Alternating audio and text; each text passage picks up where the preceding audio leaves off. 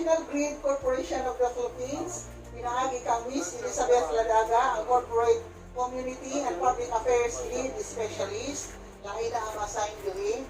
Next, ma'am. Mag-story na So, ang 52 billion pesos cable terminal station, ano ang mahutang sa barangay Tagulo, Dakbayan sa Dapitan. Pasalamat kita na ito ka President Anthony Almeda, Chairman Henry C. Jr. Binagandang, Attorney Cynthia P. Alabanza, ang spokesperson sa NGCP. Ang kanang 52 billion pesos na cable terminal station na namin utang sa barangay Tagulo, Dapitan City, mo ka na connecting Luzon, Visayas, ug Mindanao, nga mo'y musulbad sa itong problema sa brownout.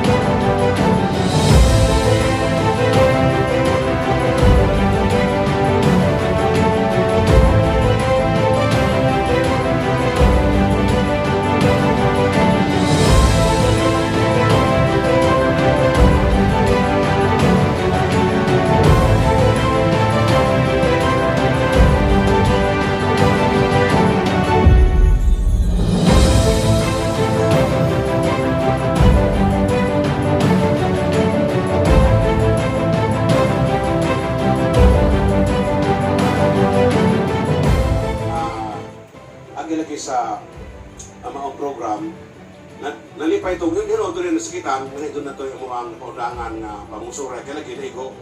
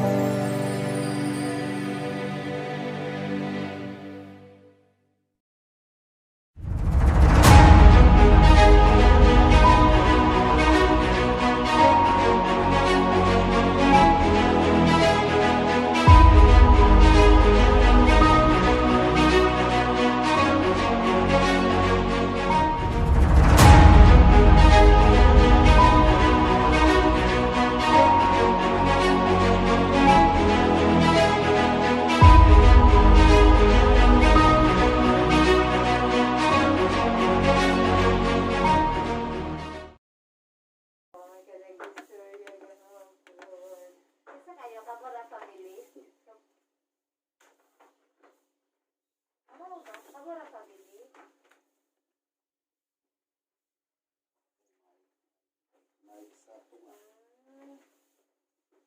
Na ako kapiyan sa likod. Okay na yung power ko sir? Diyun ako ang naadala doon kina ay bike race ako Kanay? sa Ta? Oo na na Naadiha. Atong mic? Sa baka. Bike race. What is the center?